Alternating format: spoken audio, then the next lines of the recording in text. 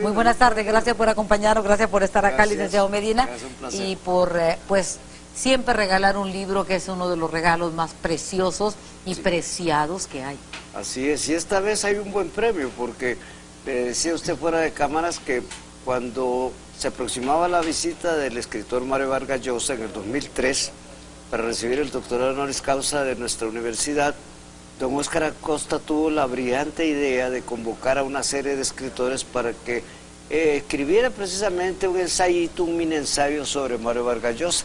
Y así lo hicieron varios, Óscar Acosta mismo, Hernán Antonio Bermúdez, Marcos Carías, Roberto Castillo, que ya falleció, Julio Escoto, Héctor Leiva, Dante Gabriel Ramírez y Rigoberto Paredes. Es un magnífico obsequio y es más, fue una sorpresa para el mismo Mario Vargas Llosa porque era la primera vez que le ocurría en toda la historia de galardones que posee.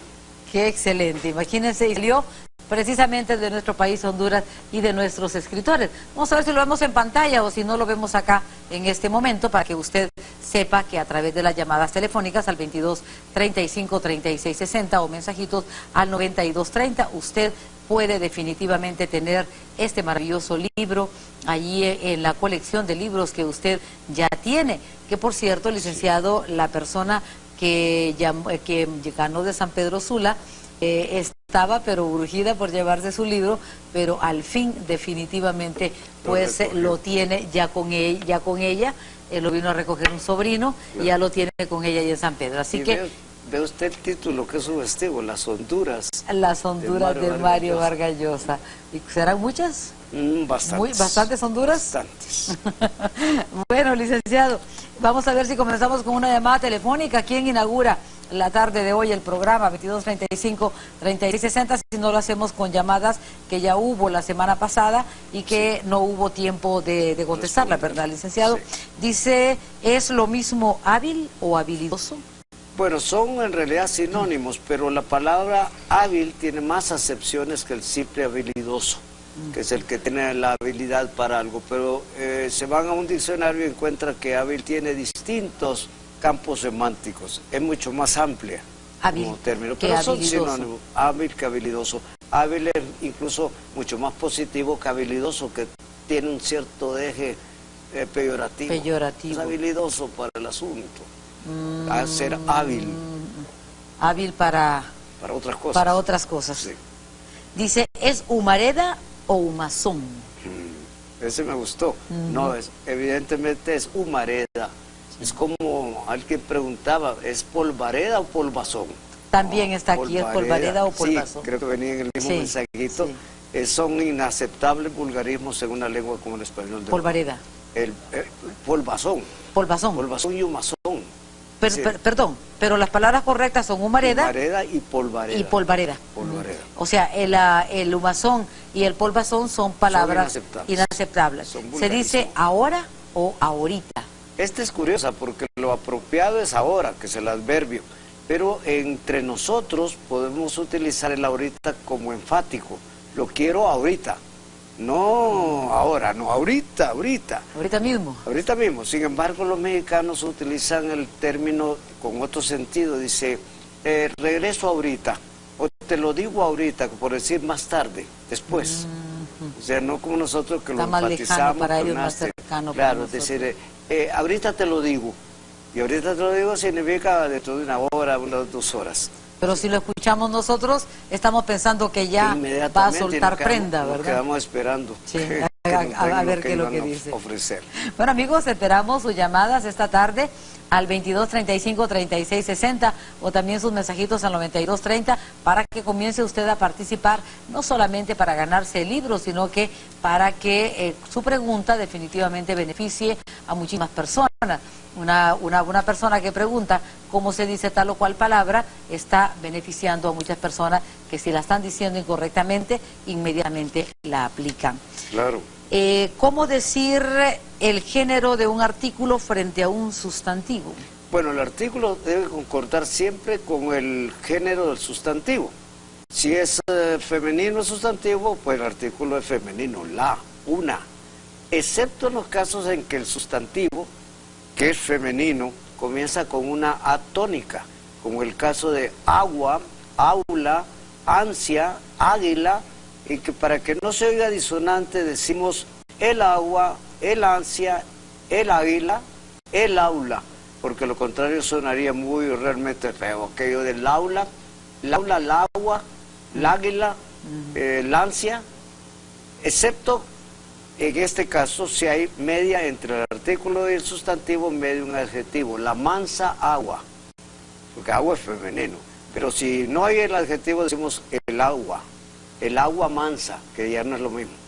Pero se comete un error constantemente, licenciado, y en los medios de comunicación impresos y hablados. Sí. Dice la primera asamblea. Sí, Perdón, la primer noche, sí, la primer noche que estuve en Choluteca, por ejemplo. Claro, es un error porque no se apocopa. Sí. Lo del el adjetivo no se apocopa, es la primera noche, la primera ocasión, la primera oportunidad. Lo otro es arcaico. Muy buenas tardes, gracias por su comunicación, gracias por estar con nosotros, nos encanta su compañía. Jorge, de aquí de Tegucigalpa, ¿cuál es su participación? Hola, buenas tardes. Buenas tardes. A tan prominente caballero que siempre lo miramos en Canal 10 y su programa hoy que tenemos día libre en la oficina. Qué bueno. Mi pregunta es, siempre he tenido la duda con cuando utilizamos el hay con H y hay sin H. Muchas gracias. Al contrario, a usted por su llamada, bonita tarde. Hay con H y hay sin H. Sin H, exactamente. Bueno, sin H es una interjección. ¡Ay, que me duele la cabeza! Es una exclamación y va sin la H. Hay es cuando es una inflexión del verbo haber. Hay clase mañana. Hay disturbio callejero, etcétera, etcétera. Esa es la diferencia. Una es una inflexión verbal y la otra, la sin H, es una interjección.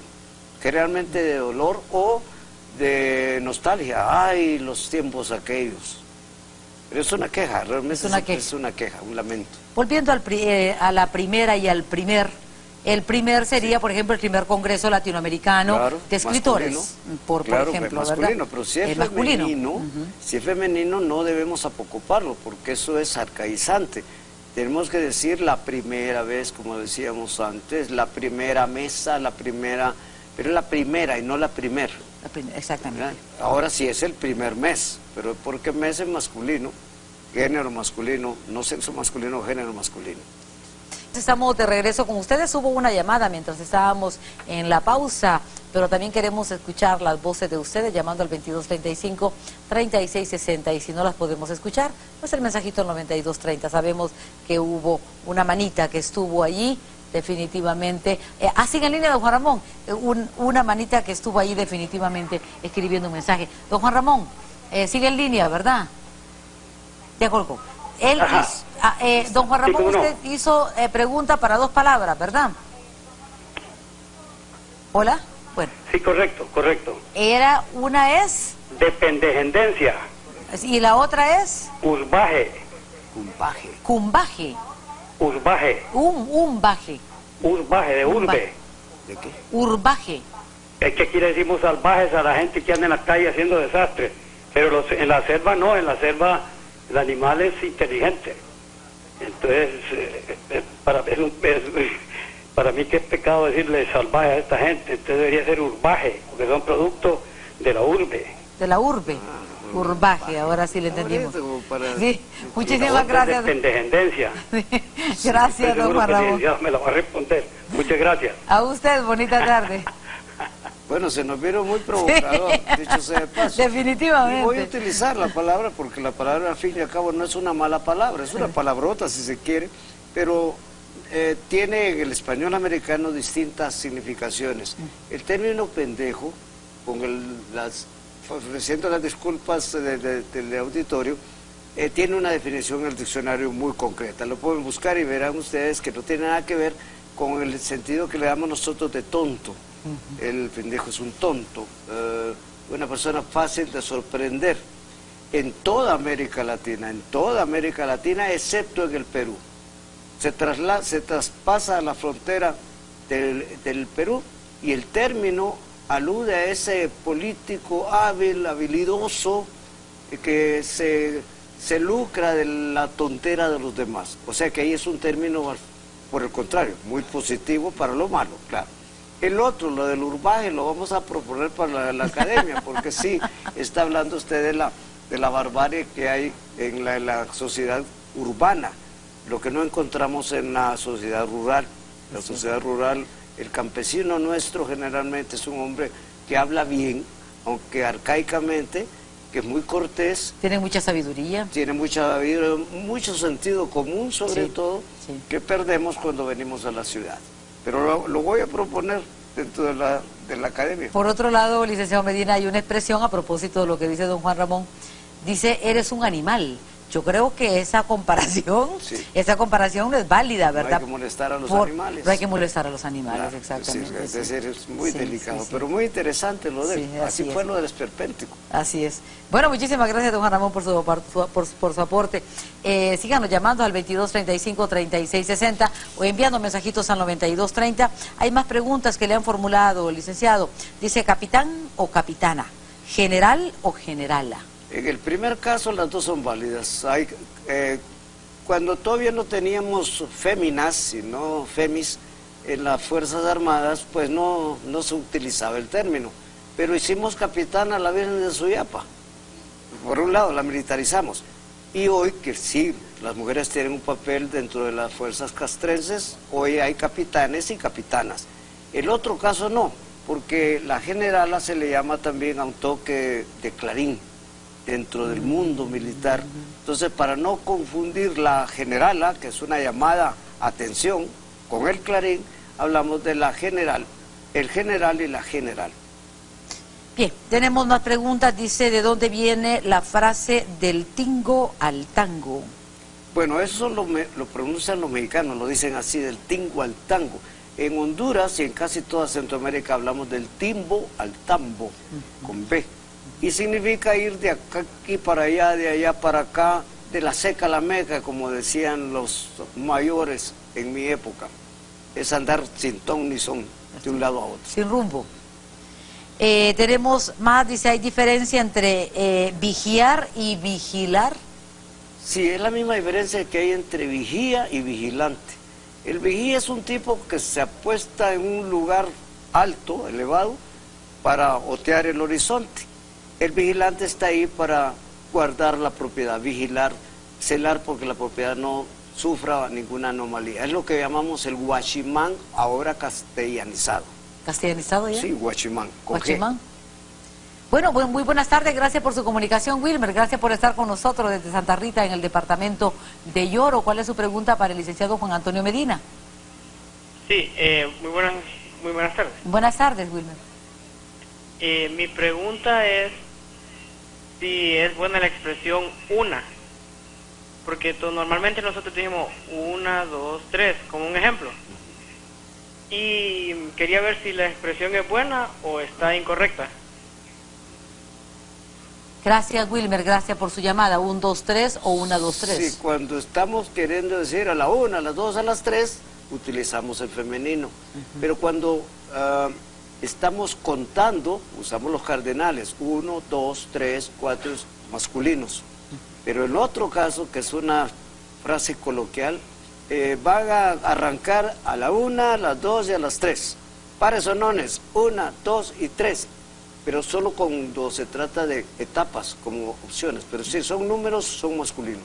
Pero de repente se dice 1, 2, 3, Sí, incluso. No se dice el 1, sino que 1, 2, 3. Como los militares que marcan el paso con 1, 2, 1, 2, 1, 2.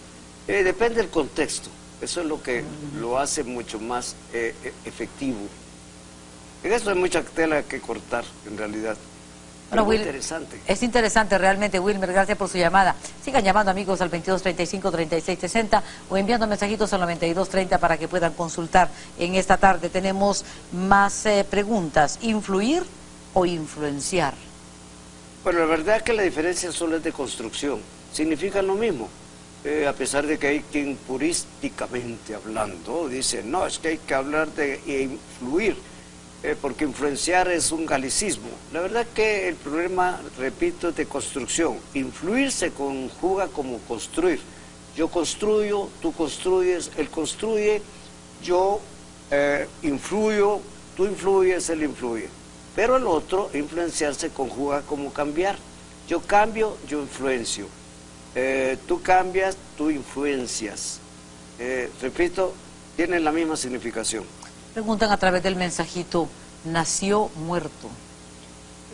Es una especie de redundancia porque en realidad no nació, al fin. Estaba muerto. Estaba muerto, pero eso es lo que llaman el nonato. El nonato. Ese es el término que los médicos utilizan, pero el nació muerto es coloquial. Nació muerto porque mezcla dos tipos de significado, el afectivo, porque no queremos pensar que estaba muerto desde el inicio, sino que nació muerto, pero que nació. Nació. Muy buenas tardes, gracias por su comunicación. ¿Cuál es su pregunta para el licenciado Medina? Pedro, desde San Pedro Sula. Sí, mire, yo sé que yo es la primera persona, pero hay veces que me parece que a mí, cuando tenemos que usar yo, o yo represento, o mi persona representa. ¿Cómo es la cuestión ahí? Gracias, Pedro. Buenas tardes para usted. Creo que la confusión que tiene don Pedro es la que tiene relación con el qué usar. ¿Cómo se dice? ¿Él está delante de yo o él está delante de mí? ¿Él es mayor que yo o él es mayor de mí? Depende. Cuando usamos preposiciones, el a, ante, bajo, cabe, con, contra, de, para, por, segurcito, utilizamos mi. Él está delante de, es una preposición, mi. Él es mayor que, esa es una conjunción. Entonces hay que usar yo. Él es mayor que yo. Él llegó antes que yo. No él llegó antes que mí. Pero muchas personas lo usan. Ante mí, antes una preposición, ante mí, no ante yo. Ante mí testificó fulano de tal. Creo que por ahí va la pregunta de Pedro. Sí. Hay más preguntas aquí por mensajitos. Dice, ¿cómo se dice el calor o la calor? Esa es la pregunta del millón. Del millón, exactamente. Sí. Por afinidad, lo hemos dicho ya, con las dos expresiones, el mar, que es el sustantivo, y la mar, que es el término poético, lo hemos dicho, Margarita, está linda la mar. Está linda la mar. Entonces nosotros lo hacemos análogo con el calor. Si se dice el mar y la mar, puede decir el calor y la calor. La calor es un vulgarismo inválido, inaceptable, al que hay que rehuirle. No digan ustedes la calor. Yo he escuchado hasta secretarios de Estado decir, está horrorosa la calor. Está horrorosa la calor. Horrorosa la calor, Dios mío. ¿Calor me da? Antes de ir a la pausa, sí. ¿Es aceptable la palabra ahorita o usted lo acaba de decir? Lo acabamos de decir, pues se lo repetimos. Ahorita significa ahora, pero ya. Es enfático, incluso podemos decir, quiero el documento ahorita, valga la redundancia, porque resulta redundante. Resulta redundante. Vamos con más preguntas que han formulado a través del mensajito 9230. Licenciado, le preguntan cómo se dice poner las bardas en remojo o poner las barbas en remojo. El más antiguo, la expresión más antigua, que es una frase sabia por cierto, es poner las barbas en remojo. Cuando vea las barbas de tu vecino rasurar, pon las tuyas a remojar. La otra también, porque las bardas son los muros que aíslan la casa. Entonces, cuando veas las bardas de tu vecino quemar, te hace remojar. Y como quien dice, si algo está pasando a tu alrededor, prepárate, que después te toca. Sí. Felicitaciones por el excelente programa, Marlon Ramiro Rodríguez. Qué bueno que ve el programa. Gracias, Marlon. Tenemos más preguntas que han formulado las personas. Licenciado Medina dice, ¿le pido disculpas o le ofrezco disculpas? Si yo incurro en la falta, yo le ofrezco mis disculpas al otro. Pero usted sabe perfectamente que en el argot popular nosotros pedimos disculpas. Le pido disculpas. Y lo primero que me dice un extranjero, si le digo algo así, es que me dice, ¿por qué? ¿Qué te he hecho? Pues si le estoy pidiendo, le estoy exigiendo una disculpa, él me va a reclamar. Lo que tengo que hacer es ofrecer mis disculpas por la falta en que incurrí. Entonces eso es una especie de traslape semántico muy curioso, por cierto. Es cierto. Muy buenas tardes, gracias por su comunicación, Denia. ¿Cuál es su consulta para el licenciado? Fíjense que quiero saber, muy buenas tardes ante Buenas todo. tardes. ¿Cuándo debo usar las palabras aguacero, lloviznar y brisa? Gracias. Gracias, Denia. Ok. Comencemos por aguacero. Aguacero es lluvia casi tempestuosa, como lo que llamamos ahora chubasco, porque ocurre en determinada zona de la capital, para el caso. No llueve en todo, parejo, no hay un aguacero general como el que hubo en el Mix, por ejemplo. Tegucigalpa cayó bajo un aguacero. El chubasco es un aguacero, pero intenso, pero en determinado sitio. El otro es llovizna. La llovizna es una lluvia tenue. Y hay inclusive comunicadores sociales que cuando están dando el reporte meteorológico hablan de lluvizna, porque mezclan lluvia con la llovizna, es llovizna. Y la otra, ¿cuál fue el que me preguntó? Se me fue. Es aguacero, llovizna y... y brisa. Y brisa. La brisa no es agua, la brisa es un viento que de día viene de mar, en las costas sobre todo, de mar a tierra firme, y de noche va de tierra firme al mar. O sea, está brisando, implica viento, no lluvia. E incluso hay quien dice está briznando, y hablan de la brizna, está cayendo una brizna. Brizna es un filamento vegetal, una brizna de hierba, por ejemplo. No tiene nada que ver con el clima, ni nada por el estilo. Inclusive, otro detalle, ya que hablamos del clima, muchos cronistas meteorológicos, porque es meteorológico y no meteorológico, como lo dicen, cometen el error de hablar de grados centígrados. Tegucigalpa está en este momento a 32 grados centígrados, en realidad está a 32 grados Celsius, porque la escala es centígrada, tiene 100 grados. 100 grados. Entonces los grados tienen el nombre de quien acuñó el epíteto. Son Celsius, grados Celsius y no grados centígrados. Llamada telefónica, licenciado, muy buenas tardes. ¿Cuál es su consulta en la tarde de hoy? Irma, gracias por su llamada desde Valle de Ángeles. Muy buenas tardes, felicidades por su programa. Gracias. Y tengo una curiosidad porque yo viví en España y allá se dice, tengo mucho hambre. Y nosotros aquí decimos, tengo mucha hambre, ¿verdad? Entonces quería... Porque está la H ahí, me imagino que ellos piensan de la cacofonía, pero en este caso no existe, ¿verdad? No, es un error de los españoles, por razones que yo aducía al principio, cuando hablábamos de que si el sustantivo comienza con una A tónica, para que no se oiga horroroso eso del agua, decimos el agua, agua es femenino, pero le agregamos un artículo masculino. Como ellos de pronto ven, se dan cuenta sin que a nadie se los haya enseñado del hecho, todo lo otro lo vuelven femenino, lo vuelven masculino por las razones obvias. Hambre es un sustantivo femenino, es la hambre, no el hambre, la hambre, pero para que no se oiga feo, porque la H no tiene un sonido, decimos el hambre. Entonces, como decimos el hambre, el españolito oyó en un momento dado el hambre, entonces habla de que tiene mucho hambre y no mucha hambre. Mucha hambre. Entonces, ahí puede decir perfectamente mucha hambre, tengo mucha hambre, porque no es disfónico, soy normal. Otra pregunta que le formulan es ¿remangarse o arremangarse? Pues aunque parezca raro, las dos formas son aceptables, a pesar de que en Centroamérica, particularmente en El Salvador y Honduras, hablamos de arremangarse, se arremangó la camisa, pero el otro término también es completamente aceptable, remangarse. Pregunta que le digan algunos vicios de dicción en Honduras. Uy, hay unas barbaridades, por ejemplo, en vez de decir nosotros, decimos los otros o los otros, para poner un ejemplo, decimos toalla y no toalla, sino que toalla. Decimos caballo sin pronunciar la ñ.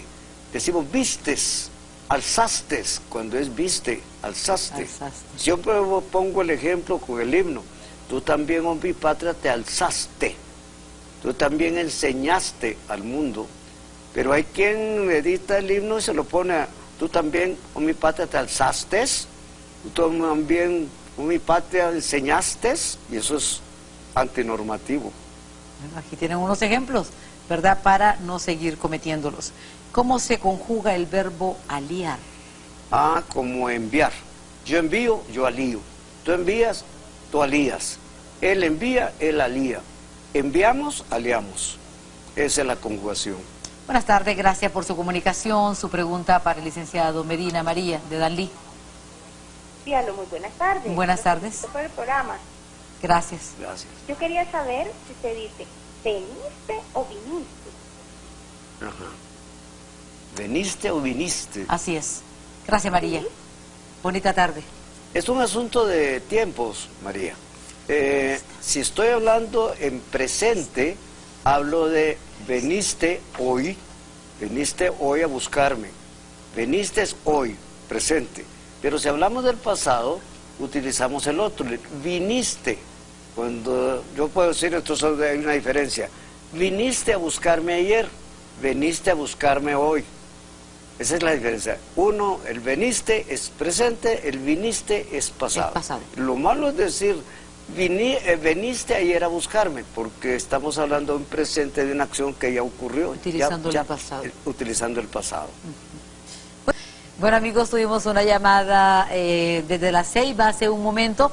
Muchísimas gracias. Qué lindas las personas que nos acompañan. Realmente es satisfactorio para nosotros. No saben el gusto que se siente poder escuchar las voces de ustedes.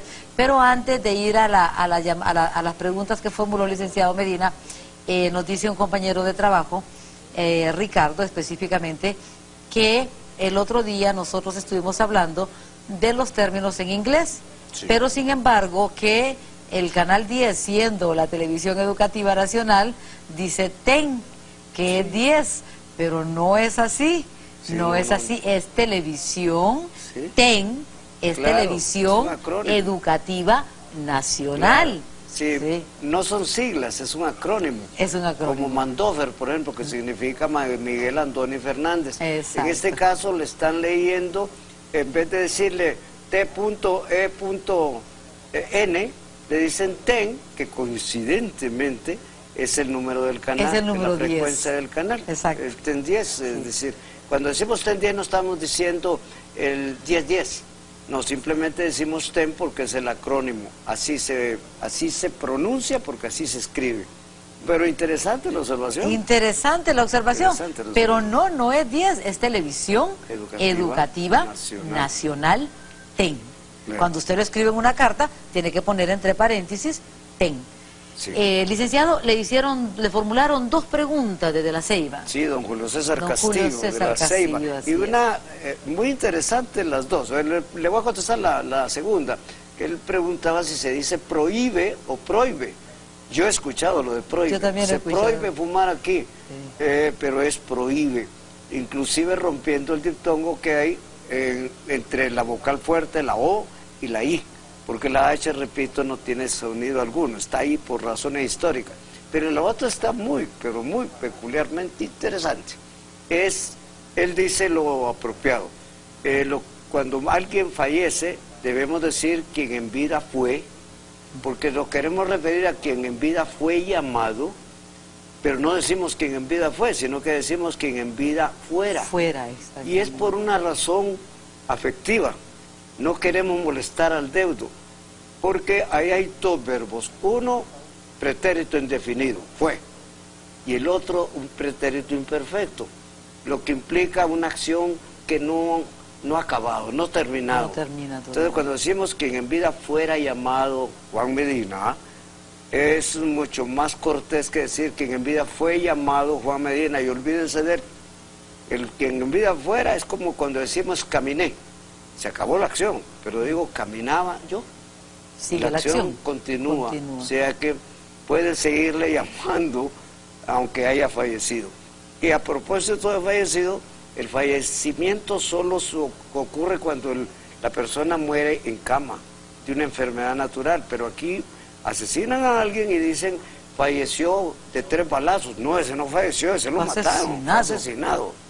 Es distinto el término. Usted utilizó una palabra, no debe fumar aquí, pero por ejemplo en algunos lugares usted ve que está escrito, dice no debe de fumar aquí. Sí, es un error, es decir, no debe fumar aquí. El de está de más. Claro, lo apropiado es decir está prohibido fumar aquí. No porque a mí se me ocurre como dueño de un negocio, sino porque hay una ordenanza que no se que debe prohíbe. Porque decir, prohibido fumar aquí, ¿de cuándo acá? ¿Por qué lo voy a prohibir?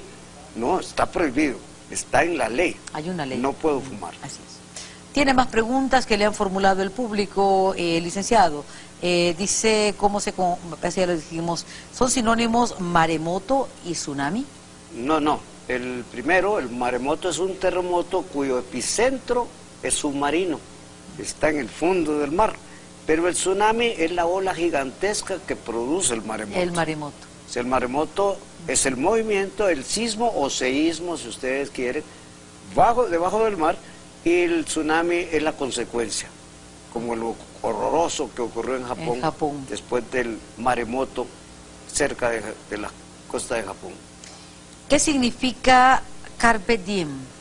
Este es un término muy interesante porque viene desde la Edad Media, aunque se lo inventó el latino Horacio, para significar que hay que aprovechar el momento sin que importe el pasado o el futuro. Yo lo desconocía realmente. Es un tópico literario, más bien. Aprovechemos ahorita, hagámoslo ya. Es decir, que lo del pasado y el futuro no nos interesa. Vivamos la vida en este momento. Pero hay también otros topos, como el ubi sunt, que significa ¿dónde está la pompa del mundo? ¿En qué quedaron todas esas galas? ¿En qué quedó el capital de este fulano? El ubi sunt. Y hay uno más, que es el Beatus Ille, muy utilizado en la Edad Media, en la que el paisaje es totalmente inocuo, ahí ni hormigas hay. Son los verdes prados en los que el Señor me hace reposar. Reposar. Es decir, son tópicos literarios. ¿Qué significa inocuo? Inocuo, o sea, no es inofensivo, sino que no nos afecta, no nos hiere, no nos enferma.